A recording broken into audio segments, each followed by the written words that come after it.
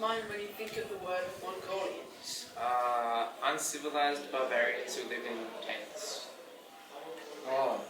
People who burn stuff for fun. Whoa!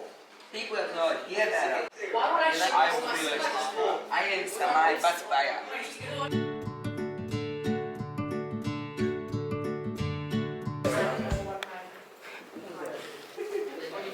Wait for me. We are Mongols, right? We are going to tell you the truth about Mongols.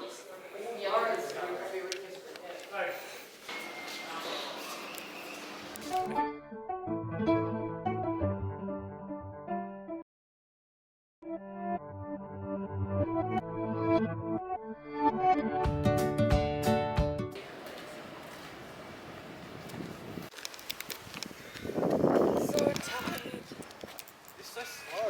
Are you already tired? I Mongol, I nomad. I walk place to place. I know fire. We spend our summer on wide open plateaus like this one, but move to mountain valleys in the winter. I like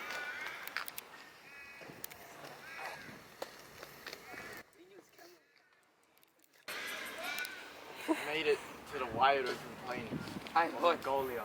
I'm hot. I reach wide open plain. I see camel. Every day, my tribe and my family go to the farm to take care of the animals and grow crops. Oh man, soldiers. We train every day in the heat. We big boy and all the women look after the horse, the cattle, the household. And if we captured anybody that was skilled, we let them live. But if they were unskilled, And the Mongols did capture many people. Genghis or Chinggis Khan was born in 1162 and rose to power after his defeat of the Merkit tribe who had captured his wife. After uniting all the Mongolian tribes under himself, Genghis became the ruler of the Mongols. He was quite a barbaric and uncivilized. No. Our great ruler was not barbaric. Genghis was actually extremely progressive and quite unbarbaric-like. Contrary to popular belief, Genghis was actually an extremely progressive ruler. He allowed freedom of religion, adopted a writing system, and forbade the selling and kidnapping of women.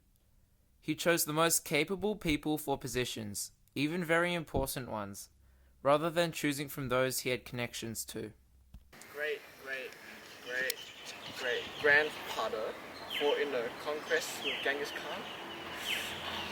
The Mongols, we were very skilled with archery on horseback, and we could fire the recurve bow without holding onto the reins. I still have my great grandfather's saber and a recurve bow. Mongolian soldiers had many different weapons. The main one was the recurve bow. Mongolian soldiers were able to ride and shoot all at the same time. Sabers, or curved swords, were available for all soldiers in the Mongolian army. Genghis Khan's conquest of Asia began in the late 1100s. At first, the great leader began a conquest into China in 1205, which his grandson, Kublai Khan, Completed in 1279, after Genghis's death. In 1218, Genghis started a conquest to the east, conquering Russia and Persia. In 1240, Batu Khan, one of Genghis's grandsons, invaded Central and Western Asia and Eastern Europe. Kublai Khan, another one of Genghis's grandsons, attempted conquests into Japan and Southeast Asia in 1274 and 1281, but was unsuccessful. After Chinggis' death in 1227 after being thrown off a horse, his third son, Ogedai Khan, became ruler of the Mongols. However, after his death in 1241, the Mongolian Empire was split into 4 seconds: the Yuan dynasty, Il Khans, Chagatai Khanate, and Golden Horde. These empires collapsed at different times, resulting in the end of the Mongol Empire in 1368. Hey. You forgot to mention that the Mongol Empire was the largest contiguous land empire in human history. The Mongol Empire was the largest contiguous land empire in human history. The Mongols' rise to power over territory was quick, but so was the end of the Mongol rule. After Kublai Khan's death in 1294, the Mongol Empire was divided and began its demise, only 100 years after the start. But many things were still the same today. For example, our housing. We still live in tents called yurts. We have for over 300 years. 1,000. Yurts were round tents covered with skins or felt on a self-supporting lattice of wood. A yurt provided accommodation for a single person all the way to a family. A yurt often had patterns on it which had a symbolic meaning. On our tent, we have 4 circles, which bring us luck and fortune. Our food has also remained largely the same. The extreme continental climate here in Mongolia means our diet is quite different to others. Some of the food we eat here is aru, hohok, budon, booze, boots, borstok, and van.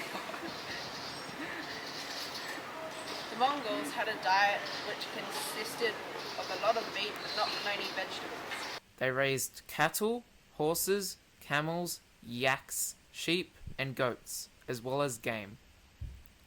The food was cooked using wood or dry animal dung as fuel. Most commonly, the Mongols would eat cooked mutton, and they also used lots of dairy to create beverages like arag. And that is the Mongols. We forgot our religion and laws. Unlike those medieval Europeans, we were and still are very tolerant about religion.